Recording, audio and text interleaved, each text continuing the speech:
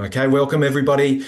My name's Reid Smith. I'm one of the co-CEOs of Ochre Education alongside Caroline Reid, and we are so pleased to be able to invite you to the opening of Ochre Learning and our professional learning courses. We're really thankful that you're able to make the time to join us this evening. We know that for many of you, you've had a busy day. We're coming towards the end of term 3 now, so that we're really thankful that you're able to spend the next half an hour with us. And we're aware that your time is quite valuable. And so we'll be sticking to that 30-minute time limit as carefully as we can. So we're aiming to have our meeting done and the information presented within that 30 minutes. I'm joining you here in Ballarat. I'm about 30 metres away from Yarrawee Creek, that's been tended for and cared for by the Wadawurrung people for many millennia. And I and Caroline and the rest of the team would like to acknowledge the traditional custodians of the many lands upon which you join us this evening. We'd like to pay our respect to elders past and present, and we would like to extend that respect to any First Nations people who are joining us today, and welcome. Today, we're going to spend a little bit of time running through some important information about Ochre Learning courses. We'll start off by discussing some of the general principles of the Ochre Learning courses, the ideas and theories that underpin all of our offerings. And then we're going to spend some time with each of the courses that we're offering this year. So planning a whole school curriculum, developing a knowledge-rich unit, and then developing your own novel study unit. And we'll have some time for questions at the end. However, we know that you'll have a lot of questions as we go along, so please use the chat function to enter your questions. We've got some members of the Ochre team who are ready to answer some of the questions that you have. If you've got questions that are really specific to your school, we've got a contact email address there. And we've also got a QR code that links to the page on which we've got more information about the courses that we'll be discussing tonight. I'll be showing this page again at the end of the presentation, so if you've missed any aspect of it or if you need to write something down, don't worry, you'll have an opportunity to see this information again soon enough. So I'm going to start with the general principles of Ochre Learning courses. Our team have had the opportunity to spend time in a lot of schools, and we're all teachers. And so we'd like to think that we understand how learning works and how learning within schools would ideally work. And we've tried to bring that expertise and experience to the courses that we're offering you and some of your colleagues. We think that there are 4 general features of our courses that make them really useful for you and your teams. The first general feature is our courses are designed for teams to work together. We think that the collaboration and work and thinking within teams is a valuable aspect of any professional learning. We think the opportunity for teachers to spend time together, wrestling with ideas and knowledge, learning together and problem solving together around your particular context is a really powerful vehicle for learning. And we know that some of the most important discussions that occur, or the important learning that occur from professional learning, can actually happen between sessions as you're debriefing and discussing with colleagues. So you'll note that each of the courses that we're offering in this first tranche are open for teams of teachers to come together and to learn together. And it's also important to note that we've had some people who've asked about coming along as an individual, and we certainly encourage people who don't have a team to work with or that are working in small schools to make contact with us. It's perfectly okay for you to join us as an individual, but just note that there'll be portions and sections of our courses that are designed for collaboration with that collaboration time built in. The second important aspect of the courses that we offer is that in each of these courses, we're working on an artifact. We're producing some kind of a product. And we think that that's a really important part of professional learning for 2 reasons. One is because at the end of our time together, you have something to show for it. Hopefully you've developed something that's going to be really useful to your school, to your class, to your students, and you can walk away with that product that represents a lot of the learning that you've done over the course of the course. But probably even more important than that is we think that having an artifact to work on, it actually provides grist for the learning mill. We think that professional learning works best when you move from abstract ideas where you're talking about things in generalities and you start to make and create something together. And so in each of these courses, you'll be creating something, and it's in the discussions around the creation that you're really getting down to the nitty-gritty of the ideas. You have to problem solve aspects. Instead of talking in the generalities, you have to discuss the very particular aspects of the novels or the units or the curriculum that you're trying to construct. So in each of the courses provided and offered by our team at Ochre Learning, you'll find the opportunity to work on artifacts together. And that provides those two really important benefits: the product which you can take away with you as part of your learning, but also the opportunity to discuss and really get into the nitty-gritty of the learning. The third general feature of our course is we're really trying to build knowledge and build processes. So one of the things that we value, and as part of our mission here at Ochre Education, is to share experience and expertise between individuals within schools and between schools. So each of our courses are designed to build expertise in the individuals and the teams that undertake the course.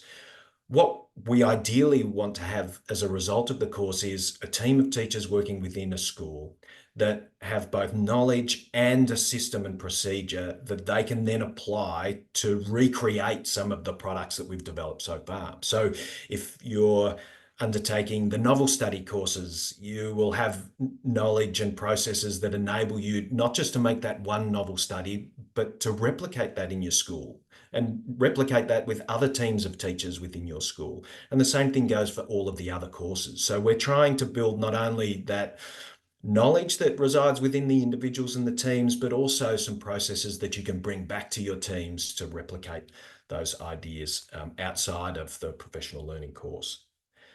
And then the last aspect that we think is really important is the ability to provide feedback.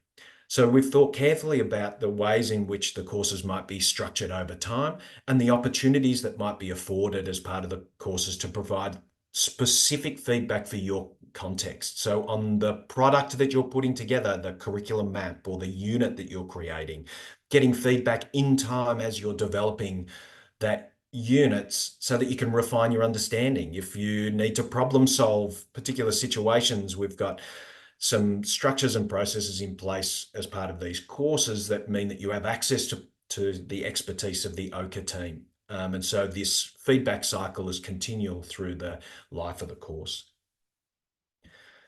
And it's worth just spending a little bit of time discussing the modes of working, so how we've constructed the elements of each of these courses. So you'll notice that most of them are based around group webinars of around about 2 to 3 hours. Most of them are closer to the 3-hour mark. These webinars are a mixture of building conceptual knowledge and also some time for your teams to work together. So the sessions are designed in such a way that we'll be discussing some elements of knowledge and understanding, and then you and your team will have a little bit of time to throw that around in your particular context. How does this link to our work? What's the next stage in our novel study unit based on what we've just learned? And we think that that's really valuable because it helps build that understanding within your team. And it also allows you to get that in-time feedback. If there's something that's a little bit tricky, we have some people who are there during your discussion to be able to answer the questions that you've got. And of course, these webinars, we've timed them so they're sitting through the school day. However, we record each of those webinars and make them available to participants who couldn't make it at the time. So either so that you can replicate that model working in the teams over 3 hours, or to watch with your team outside of hours. We know that the commitment to between 2 and 6 sessions is a big one, and that you may not be able to free your team up to attend all of those sessions live. Because we're educators, we believe in the value of homework. So between each of the sessions that we've got scheduled, there's an opportunity for your teams to discuss and prepare elements ready for the next session. We can't do everything within these 2 to 3 hours.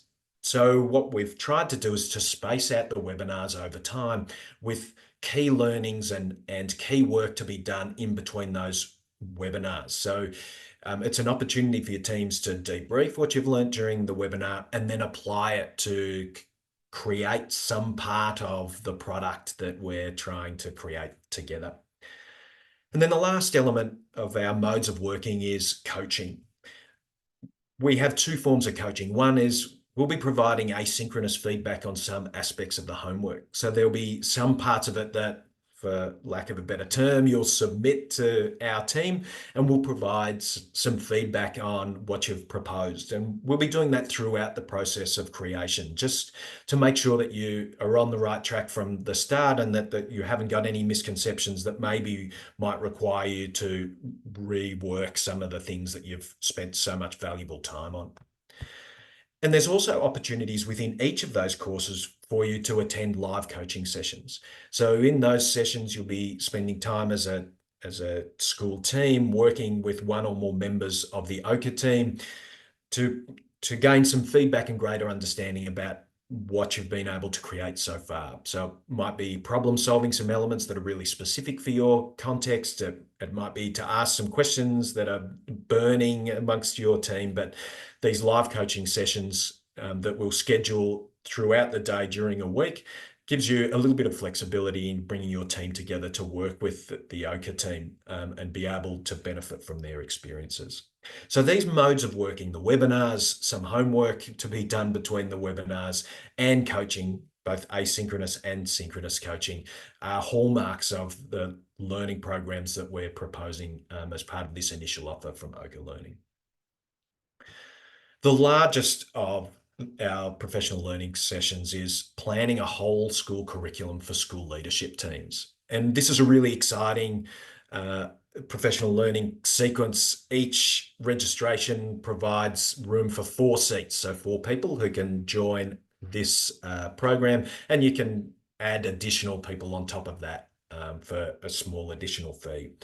The purpose of this particular program is to learn about the features of a knowledge-rich and coherent curriculum. So we'll be focusing on those links from foundational prep, the first year of school, through to year 6. However, this program also provides a lot of grist for people who are thinking through a longer term into secondary as well. So if you're part of a combined school or a secondary school, this may have some value for you as well. You'll be learning about how to audit an existing school curriculum. So we'll give you some ideas and ways that you might be able to develop a process by which you audit where your school curriculum is at the moment, both in reference to the national and state curricula and also to your ideals about what your curriculum would ultimately look like. You'll be learning about how to develop an ambitious, sequenced and coherent curriculum plan that supports this knowledge-rich curriculum specific to your school with reference to the state curriculum. And we'll also be discussing how you might phase your implementation of that plan and factoring in the de-implementation of elements of your current school plan. We know it's not just a case of switching things in and out of a school, but rather what are some ways that we can think carefully and strategically about how we move from your current school curriculum, in no matter what state it's currently in, to the end goal, your end state, which is represented by the curriculum that you're developing as part of this professional learning course.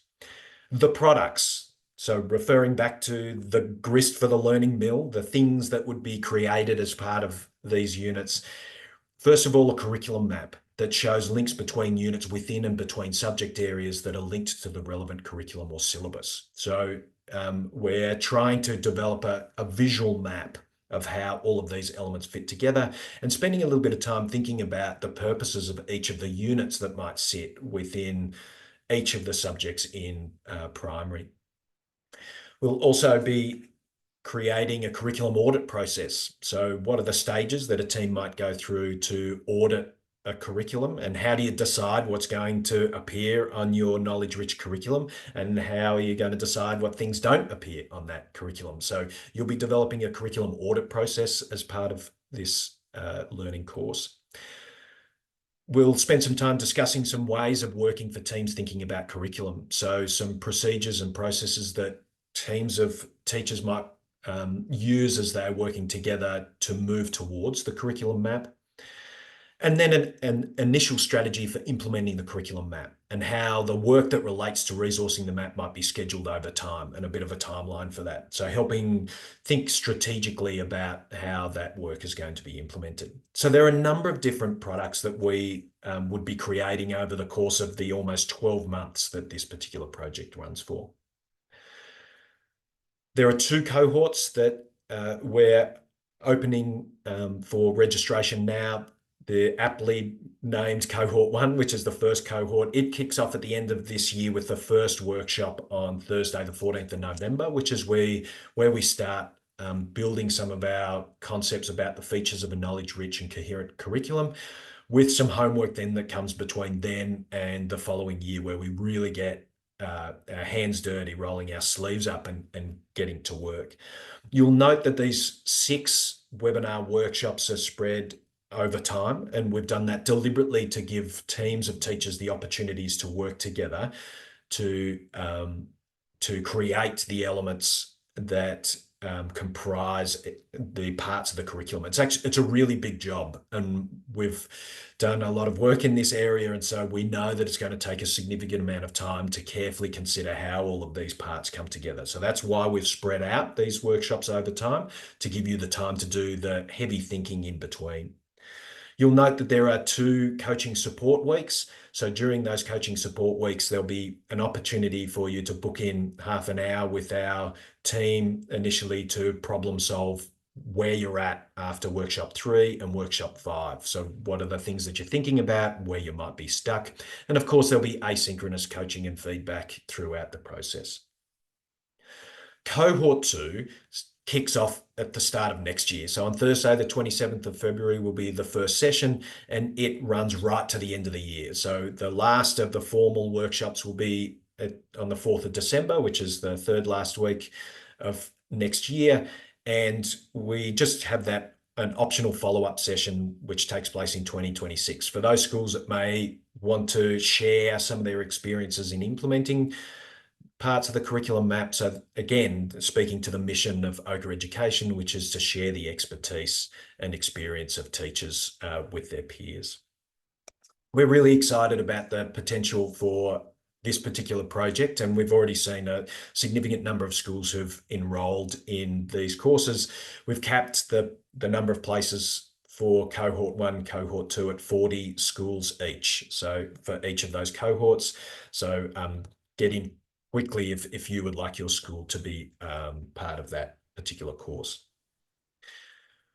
For those that are not quite ready to embark on such a large-scale change process, or perhaps are thinking of something that's more targeted at unit planning at a more granular level than the large-scale map, we have a shorter Developing a Knowledge-Rich Unit course, and we're running a pilot this year. The purpose of this particular unit is, first of all, to develop an understanding about the benefits of a knowledge-rich unit. So why would we bother creating a knowledge-rich unit? We're looking at the essential features of a knowledge-rich unit. So what makes it knowledge-rich and what's going to be beneficial for you as you plan. And you'll be identifying how to sequence key knowledge and skills that underpin one of those units. And this particular course has 3 seats. So it's designed for smaller groups, although you can introduce more people. And this particular course is subject agnostic. So for those people who might be working primarily in history or HD, HPE or areas like that, maybe would like to be involved in something like this, this is the course for you. We're really thinking about the general principle of a knowledge-rich unit and how we might be able to develop one, and it's subject agnostic. The last element is we're going to be spending some time sequencing key concepts across the course of a unit. So once we've decided what this unit is going to be about, how would you and your team sequence those key concepts across the course of the unit appropriately so that they build on one another over time and so that they are reviewed over the course of a unit? The products, the things that you'll be working on. First of all, obviously a knowledge-rich unit, and it's going to feature elements such as the prerequisite skills and knowledge that's required for that unit, descriptions of the knowledge, skills, and understandings the unit aims to develop, representation and terminology guides, so ways in which teachers can be more coherent with the way that they describe and represent key themes and ideas within the unit.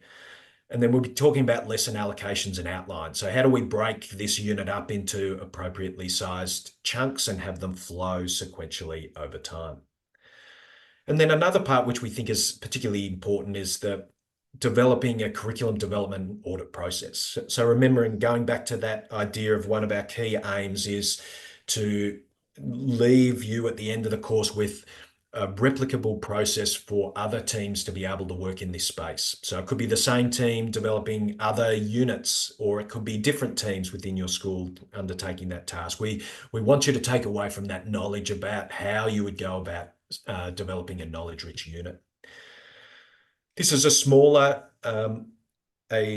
course. There are 3 workshops. It kicks off relatively soon, early in term 4, and it's finished up by the end of November, with some coaching support in early December. So we're keen to pilot this. We've asked schools who are willing to be part of this course to provide some feedback on it so we can refine it for future iterations. And we're really hopeful that we'll be able to offer it in 2026. Again, we have opportunities for asynchronous feedback with that synchronous video call for coaching support coming after workshop 3. The last of the courses that we're presenting today is the development of a novel study unit.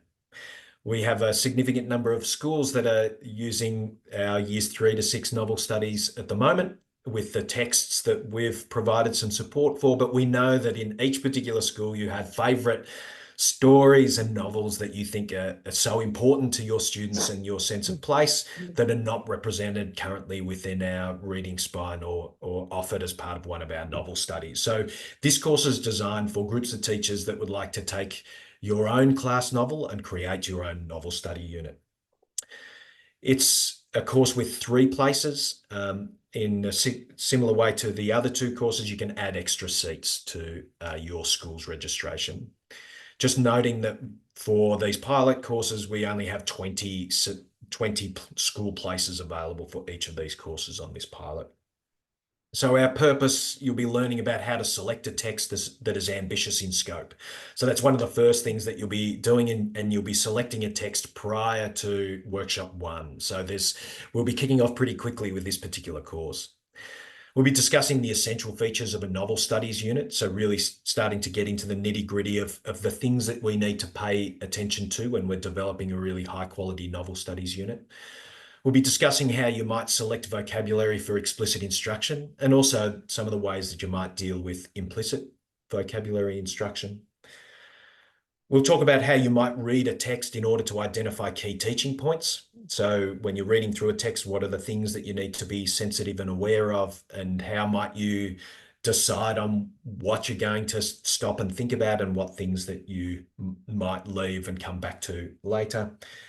And then, of course, ways to scaffold student learning about the key themes, ideas, and writing features of a novel, and the ability for students to be able to write about what they read. So there's a lot to cover.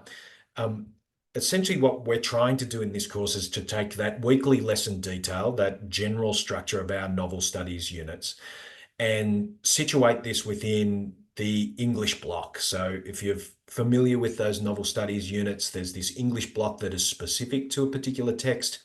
In this case, this is the one and only Ivan, which is a term 4 text in our reading spine.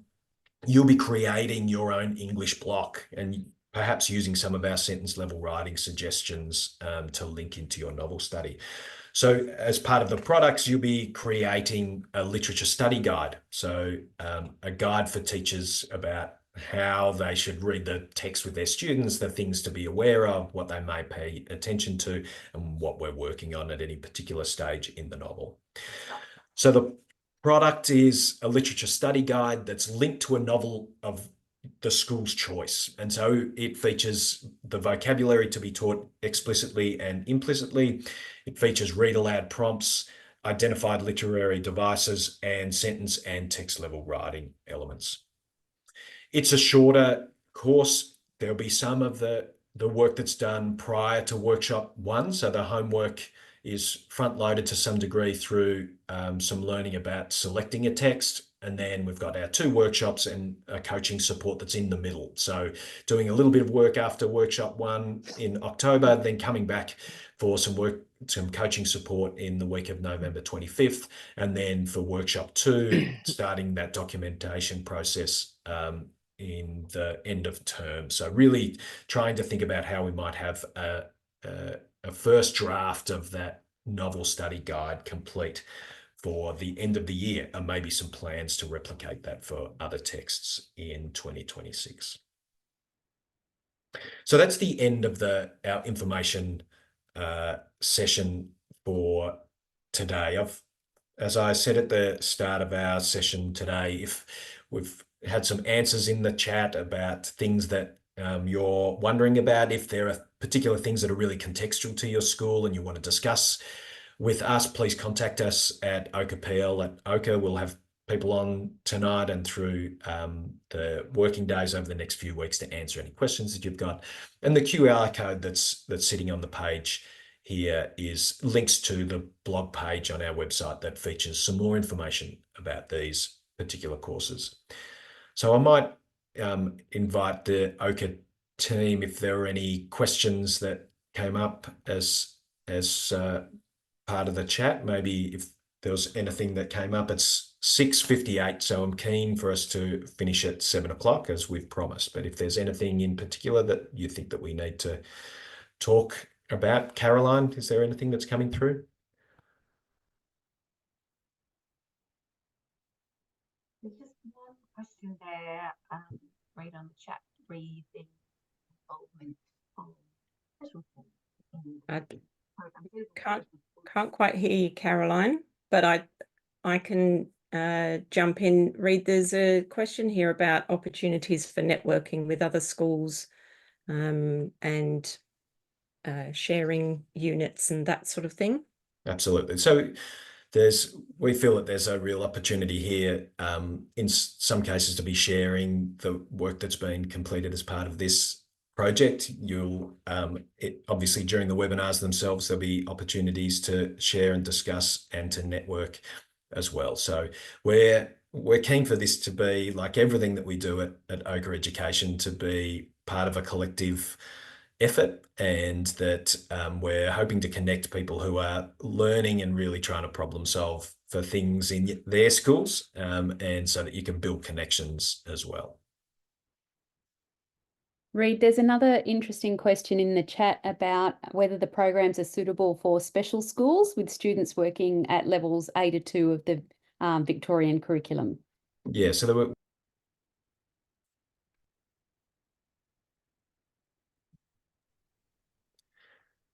yes, certainly there'll be some support that's provided for a range of different schools. We're anticipating that we'll have schools with a range of different backgrounds, including special schools, and we're very proud to be able to provide some support to special schools, but also to schools that have composite classes and have smaller class sizes or larger groups. So we're really excited to be able to work with a range of different schools.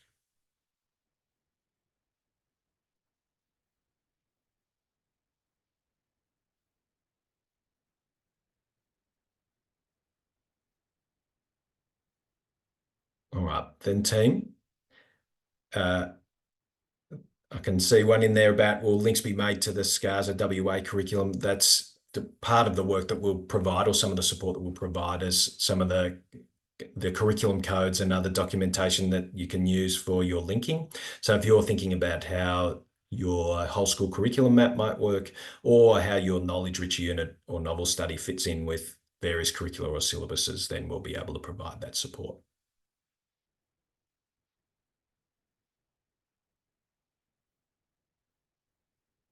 All right, well, folks, thanks so much for your time tonight. It's 7 o'clock. I'm so thankful that you've been able to spend some time with us. We'll make this recording available for you to watch back or to share with colleagues. And please, if you have further questions, if you're in the car on the way home tonight or in the shower and you're thinking, gee, I should have asked that, please don't hesitate to contact us at OchrePL info@ochre.org.au. We'd be very pleased to have a conversation with you. Have a great night, everybody. See you.